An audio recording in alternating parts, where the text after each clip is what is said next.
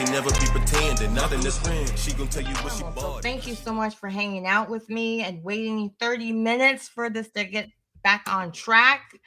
But we're here. We're going to celebrate. We're going to have a great time. It's ladies and gentlemen's night because we have Mr. Robert Bell Kool is going to be joining us very shortly and sharing about his journey at being the founder, one of the co-founders of one of the coolest groups ever.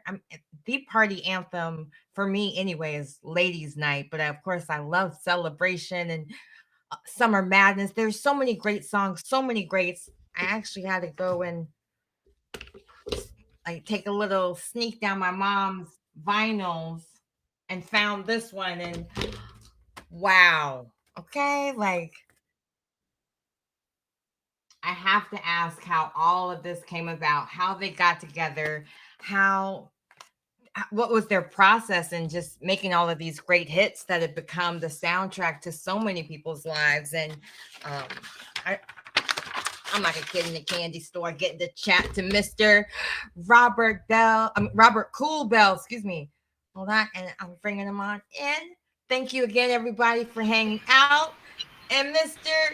Mr. Robert Kool, I'm so excited to have you here. Sorry, I'm like saying all the names out of order, but thank you so much for being patient with me while I was having all the technical issues. But no more talking about that. We are now talking all about you and your wonderful journey in one of the coolest bands ever, Kool and The Gang. So share a little bit about what you're up to now. What have you been doing since quarantine? Well, I'm on, as they say, lockdown in Old Town. Now, Old Town is Orlando, Florida. Okay. And Tony and I, who you met, my cousin there, we have a condo here. And then we do all our social media stuff here, all our Zoom in here. And I've been here for pretty much off and on for a year. I mean, I got a home up in Jersey. I go back and forth. There's no Kool and The Gang gigs right now, but we're looking forward to maybe starting in June. Depending on the pandemic, they'll start working again. In the meantime, I'm talking to you, Camille, and the rest of the world. I mean, just even hearing you say my name, just like, wait, I can't believe this is real life. I feel like I should pinch myself because, I mean, just so many songs that you and your bandmates and brothers, like you guys created together. And I'm curious, I saw some of those cartoons that you guys have out too. And I'm just wondering, when you first started for yourself, what was it like? Oh, hey, Tony. Sorry about that. I'm behind the scenes trying to make it work. That's cousins for you. Big Head Tony just had to make sure he had his cameo. No, I'm kidding. I do believe we should introduce Tony because he does help out behind the scenes, and he's one of the directors that clearly needed to make his cameo, and he's helping make all of this happen. But I like, even with the cartoon, how did that come about? And then of course we got to find out all about how you the band Kool and The Gang, because when I was watching the cartoon, I just couldn't believe how your humble beginnings, how they started, and I'm wondering if other people know how you guys came about as well. So if you don't mind sharing, I'd love to hear it. Yeah, my brother, before he passed, I lost my brother about 6 months ago. Again, sorry. And his wife, who's also the head of our production record label, KTFA Entertainment, she put together this documentary from a cartoon perspective about how we started. And she did some little vignettes. So we're not finished yet. We only did 5. Yeah, I loved it. I was like, there's more. I need to know what's going on currently. I just wanted to make sure, because they're still saying that they're having some issues. I just saw the screener. So I just want to make sure everybody can hear us okay, and see us okay. I feel like it, because they're in the comments already, so I'm sure they can hear us okay. Nobody said they can't hear us, so we'll just go with it. But so anyway, that's the first half of the Kool and The Gang story. The vignettes, which will be at some point, will be a documentary, maybe a mini movie series or something, or TV movie series, Netflix or somebody like that. Yeah, it's very entertaining. Yeah, so that's what that's about. Now, getting back to the other question, we started back in 1964. At that time, we called ourselves the Jazzy Acts, and then we changed the name to Kool and the Flames. But before that was the Soul Town Band.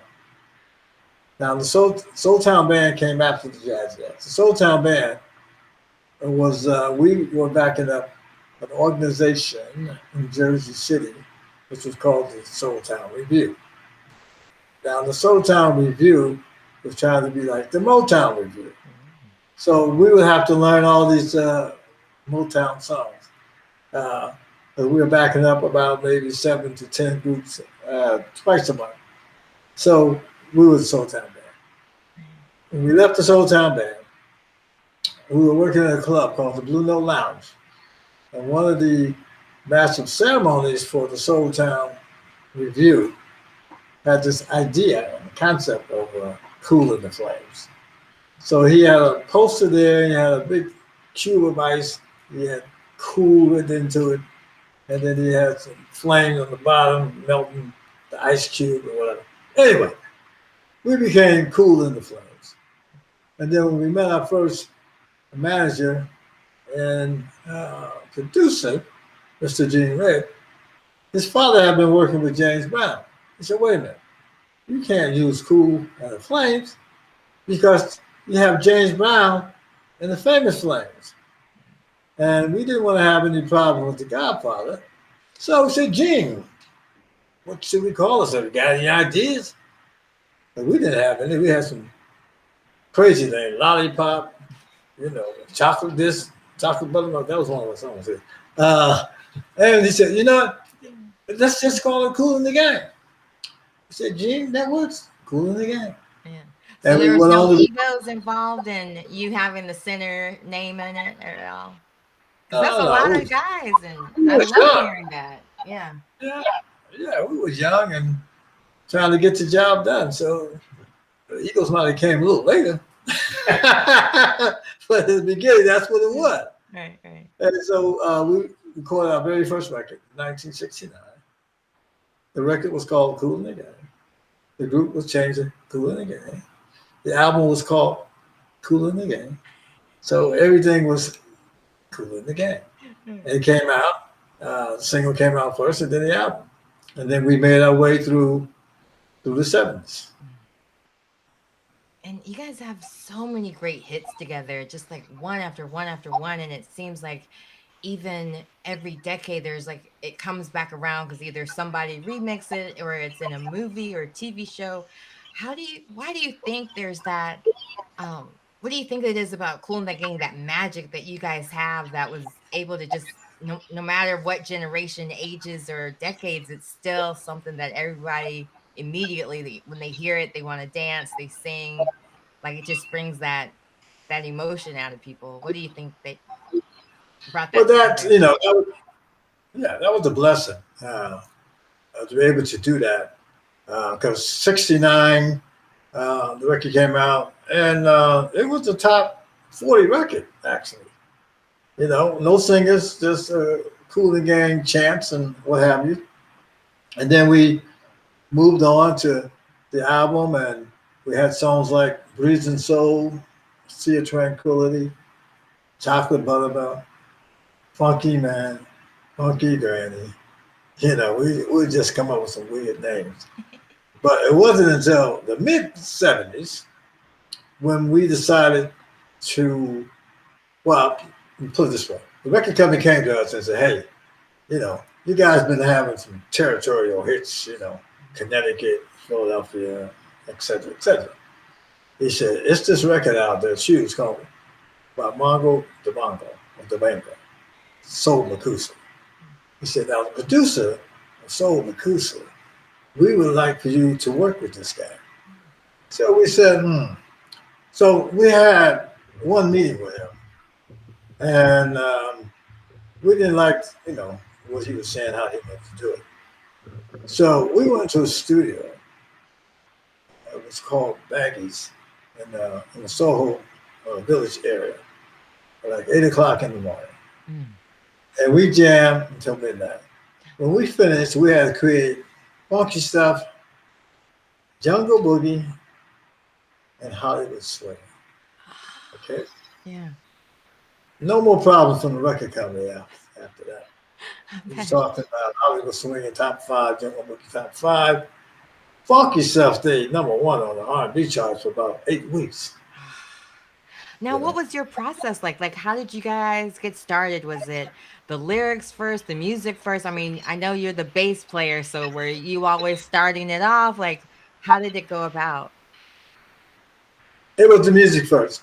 Mm, We just started jamming, mm, you know, and then we came up with the concept. Like Richie West, who's singing Hollywood swing, the late Richie West, he had a thing called Hey Hey Jaco. I said, no, that ain't working. You know, let's call it something else. Like Jaco goes to Hollywood. Okay. Anyway, it became Hollywood Swinging. Jungle Boogie, because my brother wrote that horn line for Jungle Boogie. And it just had that vibe. He said, what are we gonna call this? Oh, Jungle Boogie. You know, it's a boogie record. And that became Jungle Boogie. just keeping it Funky simple. stuff. It Yeah. was funky stuff. It was so funky. The late Charles Smith came out with that funky guitar part. Mhm. And that was it. And then my brother came out with that horn line. Uh, my mother used to tell him, you know, come up with simple songs or simple melodies. And then he said, okay. He came up with dun dun dun dun dun dun down by the riverside. That became funky stuff. So my mother had a lot to do with that as well. Oh, And wow. after that, we were rolling. Then came Summer Madness and Open Sesame and all that. And Summer Madness was the movie, first movie with Rocky movie. And you know, Summer Madness, you know, that's been sampled by from Like Will Fresh Smith to Prince. whoever. Yeah. Oh, yeah. Yeah, yeah. I was curious, what made you guys decide to keep it as an instrumental and never add lyrics to it? Because I mean, it clearly doesn't need it. It's one of those like smooth Sunday driving either from the cookout and you got the itis, or you're driving to the family and you're already reminiscing about the last family reunion. Like it it has so many memories built into that song, it feels like. So what was the thought Well, process for you guys? we didn't, but others did. Yeah. Will Smith for Summertime. Right. And a lot of different samples of a Summer Madness. We kind of left it the way that was, you know. Mhm. Although when we did the live version in London, we added 4 female, and we took it into a swing. You know, Summer Madness too. I don't know if you heard that one. It was live at the Rainbow in London, and we had females vocals on Summer Madness. I have to double check because now I'm curious if I heard it or not. But it's just there's so many great songs where you guys, and even songs that you guys wrote for other people as well. So it's like it's just amazing to have this opportunity to chat with you, and just curious when you guys were coming up with your different albums and so on, and coming up with these different hits. Did you ever think it would get to from especially considering how you guys started, did you ever think it would be as big as it is now? No, we didn't. It's all about the growth of Kool and the Gang and the evolution of our music. Started from the jazzy acts, like I said, Soul Town Band, Kool and the Flames, and Kool and the Gang, and that mixture of music, because we would mix it up. Um, we would we had songs like Funky Man. It was almost like rap. It was a formal rap because we were talking on the record. Then we had Funky Grant, okay, and then we did the soundtrack for The Last Poets. Now, The Last Poets was, I think they were the beginning of rap. We did the Hustlers Convention. We put 4 songs on it. So we continued to grow in our music. We didn't know that we could be where we're at today. Um, when they were burning records in Chicago, when the anti-disco movement came, well, what are they gonna do now? You know, but see, our music wasn't disco; it was danceable. Other people call it disco. Anyway, long story short, guy by the name of Dick Griffey, who had solo records. We were on tour with the Jacksons. That's when Michael was still there. And he said, listen, you guys are doing great. He said, but I think you need a lead singer. And we said, well, we thought about it. And a lot of our songs, you could actually sing on top of the tracks, but we didn't really have a lead singer. So we decided to do that. Well, we said, well, Earth, Wind, and Fire had Mobius White, and Phil Bailey. Commodores have Lionel Richie. So we said, well, maybe it's time to make a change. Right. And that's decided to get a lead singer, but we didn't audition a lot of people. It was only J.T. Taylor. When he came to the studio, my brother said, well, sing something with these chord changes. Sing something with these chord changes. And he fit right in. And we kind of said, well, we got to go. Now, we went on, rather, I should say, to work on our first album with JT. Right. And my wife and I was hanging out in New York at Studio 54 and also with Gene's at that time. And we noticed that every weekend there was a ladies' night. So I went back to the guys who worked on the album. I said, I got an idea for one of the songs for the album. I said, what? I said, ladies' night. I said, every weekend there's a ladies' night. And my brother said, yeah, you're right, there is a ladies' night. And then the other song was Hanging Out, because I was hanging out. Now, George Brown came up with the track. He had a track that became ladies' night. And he was telling me that he came up with that track being in New York and watching people walk up and down Fifth Avenue. So he's watching how they walk, and he came up, don, don, don, don, don, don, don, don, like people walking. So, I became interested. Then my brother and the JT, we all got together and we created Ladies' Night. And then Frankie Crocker, I don't know if anybody knows Frankie Crocker. Yeah, of course. Frankie Crocker broke the record in New York. Yeah. It became a huge record. And after that came Too Hot, and then the Ultimate Celebration. Okay?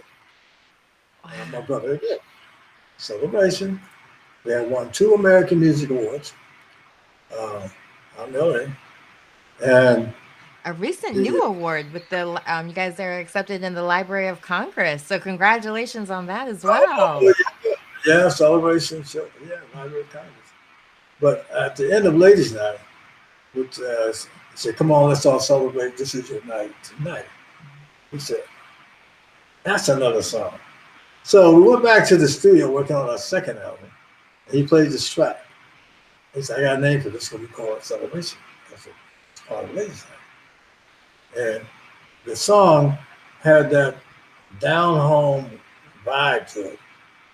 I tell the story all the time. It's like grandma and grandpa sitting down there in Birmingham, Alabama, sitting on the porch, having a glass of Kool-Aid or some lemonade, and they just rock. And then that's how Celebration came about. And the fact that, we went to the Midwest and we got a little Yahoo. Got a little country thing happening. Yeah, I love it. Didn't know that record was going to become as large as it became. I couldn't hear you very well. Like the Library of Congress, you hear me now? Yeah, I can. Oh, okay. Yeah. So that's our biggest record so far. But we had a lot of others, as you know. But Celebration is the ultimate. Yeah. Now, when it comes to being sampled by so many different artists, is there any of them that you're like, that's the most unique version you heard, or they alternated in a way that you're like, oh, I would have never thought to have done that. It's interesting way that they refreshed it or changed it around, or not refreshed it, remixed it. Well, one of the larger artists, as you know, is Will Smith. Right. He took the Summer Madness. He didn't change anything. He played the whole track, and he just rapped over the track. He didn't take little samples. He Right. played the whole track and they did this whole rap on that. And then there was Diddy, Puffy at the time, with Mace, with Hollywood Swinging, a bad, bad, bad girl, or bad boy, whatever it was. And that became a big record. Bad, bad. Yeah. And then Yeah. of course Ladies Night with Little Kim as well. They Oh switched yeah. it. Yeah. Yeah. Yeah. Yeah. That's why I'm like there's so many different versions of some of the songs. I was curious if there was ever one that you're like, huh. It's an interesting way they did that, but for maybe for new generations of people who are interested in becoming a musician or starting their own band, is there any advice you would give on getting started? Well, I would say that be serious about what you're doing. You know, work hard at your craft, and try to be original, which is not easy today to be original because everything sounds alike. But to try to do or do it in a way that is interesting. Yeah. I have to take my hat off to Bruno Mars because he went back and got that old sound. Definitely Kool and The Gang, the Gap Band, even his latest song. That was pretty clever what he done with his latest song. You hear Delphine's in there, you hear Earth, Wind and Fire in there, but you hear Bruno Mars the way he has established. So so you have to really work Are hard at there what you any do. other artists from that recent artists that you enjoy or Well, besides I Bruno mean, Mars? uh, recent artists. I mean, I like what Usher did, and I like what some of the other artists back there. You know, Mint Condition. They had that sort of funk jazz thing happening. You know, and even a weekend. He just did Hmm. the Super Bowl. Yeah. He did a great job. So I take my hat off to all those young guys.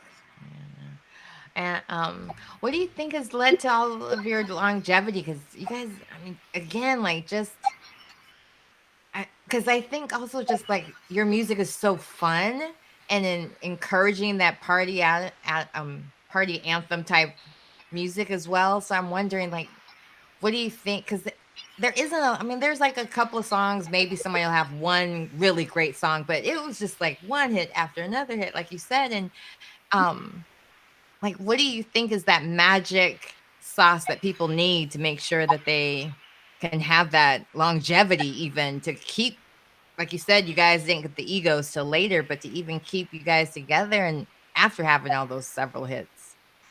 And then I'm gonna get to the question Well, for we you. just try to stay current, in a way that we still have our identity. When you hear a Kool and Gang record, you know that's Kool and Gang. If it's the horns, or the vocals, even though we have changed vocalists over the years, but there's still a energy there about a Kool and Gang record, Yeah. and that's what has kept us going.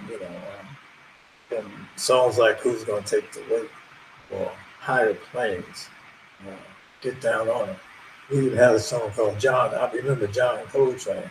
We just mixed it up. We just kept Yeah, because you maybe two. had jazz roots too. Do you ever think Yeah. you'll do like a jazz album again, maybe? Or Well, my brother was working on that before he passed. okay. And actually, he has a lot of material that he did before he passed. So you might hear some of that Oh, in the near wow. future. Well, I mean, I noticed that you have some guitars near you. Are they connected or no? I wouldn't be that lucky, would I? Well, I have the one bass here. Okay. I And didn't know if you. that's a very fresh bass because, I'm a small guy with a small hand, and that guy's a small neck.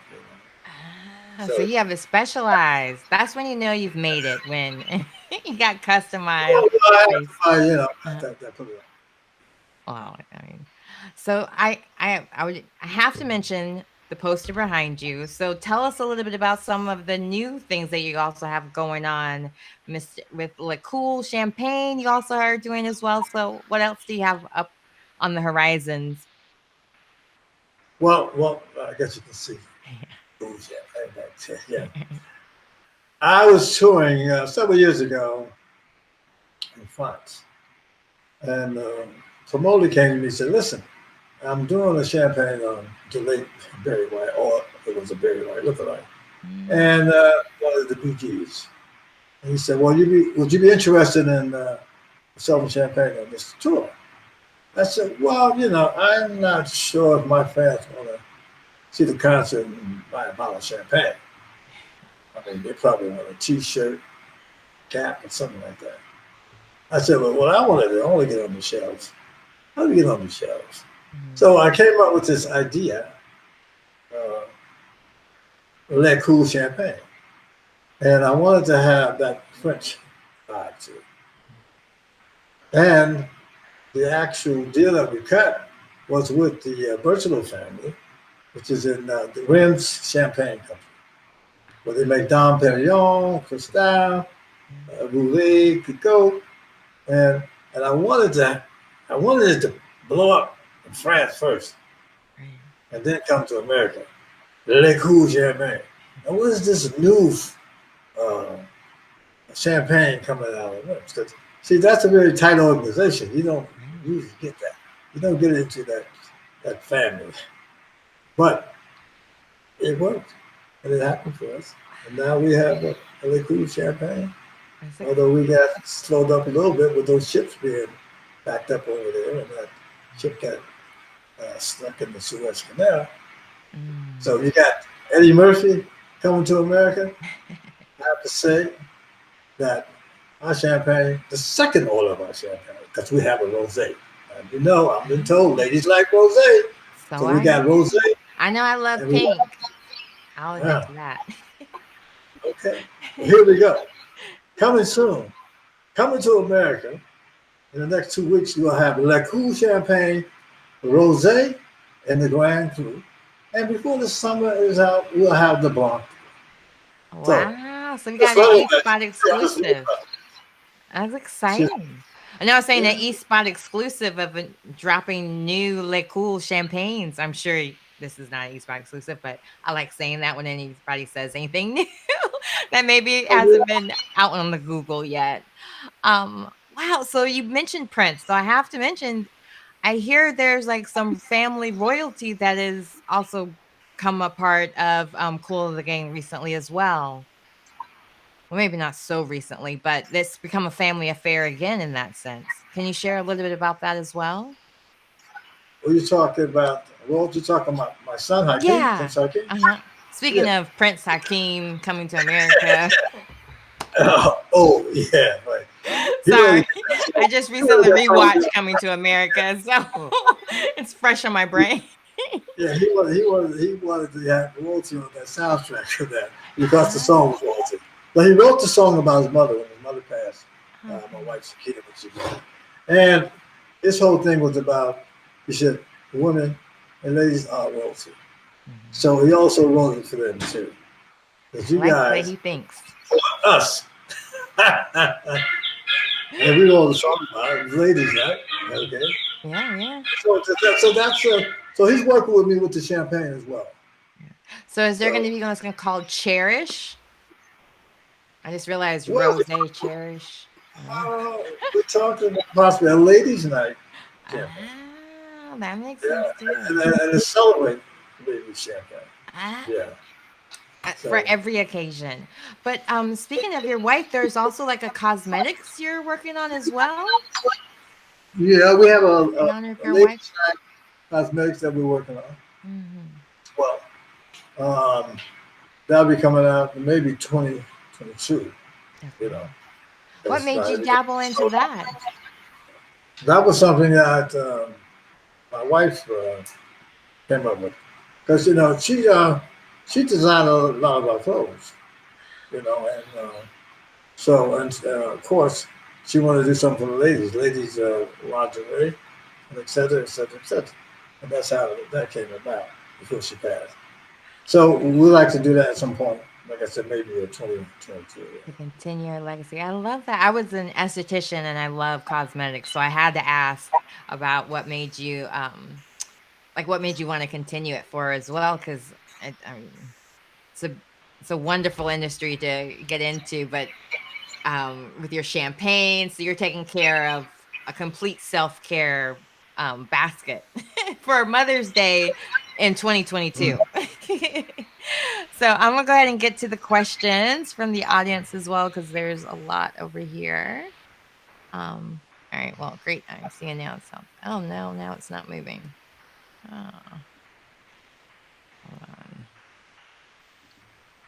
Well, I was gonna answer some of these. Oh, there we go. Oh, well, they're just basically saying how much they love you. There's not many questions, more so they're just saying how much they love Kool and the Gang, and they love you and your family and everything that you guys have done.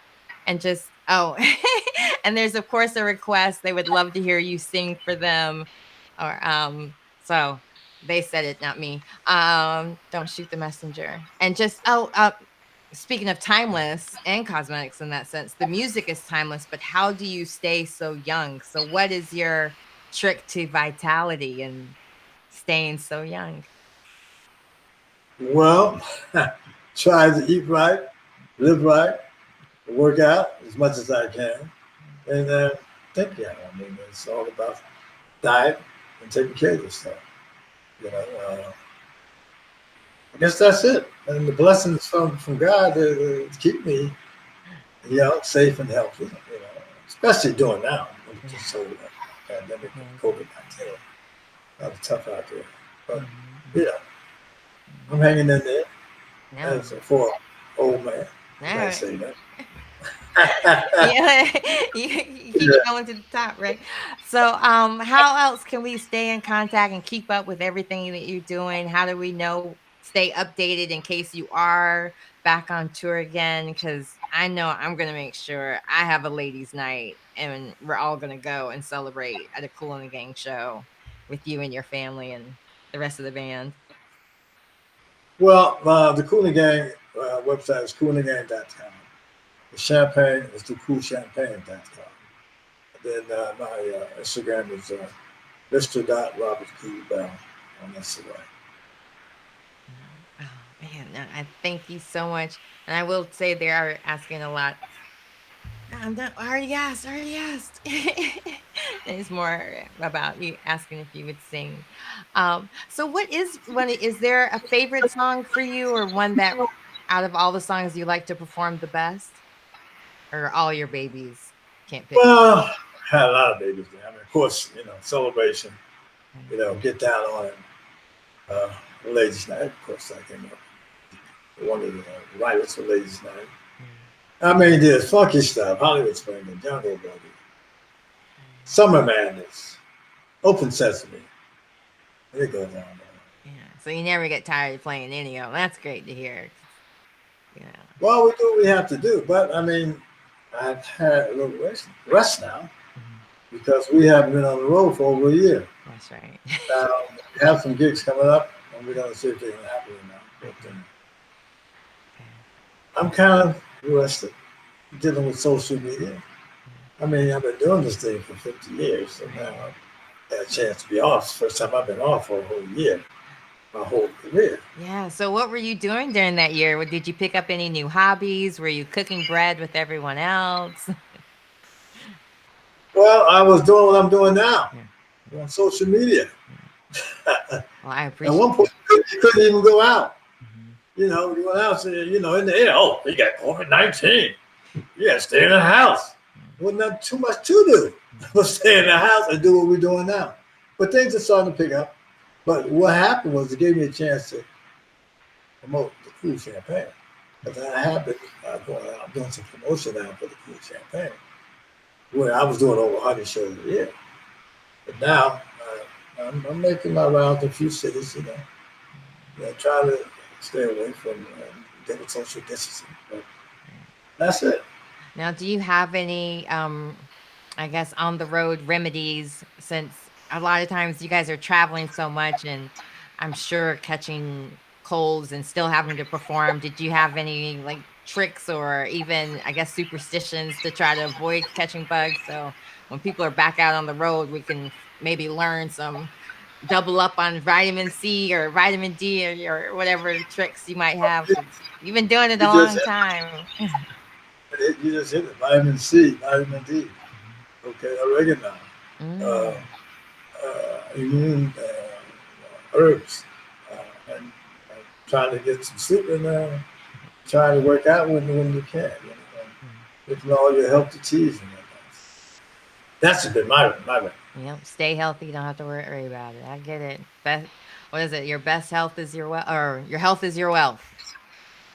That's it. Mm. Gotta stay healthy. Yeah. So, is there any other family members that are getting into the music business or entertainment business that you want to shout out and promote? Because we saw cousin Tony as the director. Maybe he wants to share a little bit what he's doing too. But is there any other family members that are part of your entourage that you work with? Well, my brother Amir works with me. He's been with me for years. He's out in Vegas. He worked on a few projects. Mhm, You know, of course, I lost my brother. mhm, Uh, but my son Hakeem is doing some producing. Oh, that's pretty much how our family is. So we have other artists that we will be working with probably in 2022 now. mhm. We have a company called London Gate Entertainment, and we have about 3 or 4 artists down here in the Florida area that we'll be working to try to do something for these artists for next year. Oh, that's fantastic. Can't wait to hear what's coming up on the horizons. Well, I really appreciate you being my guest today. I want to be considerate of your time because even though we started late for them, you were right on time. You were early, actually. So I know you have probably many other engagements, and everyone's just saying thank you so much for um, all the many wonderful records over the years that they enjoyed as well. And this has been a real honor. So thank you again for being my guest. I really appreciate it. Okay, well, thanks for having me. Oh, it's my honor, honestly. Thanks again. Okay.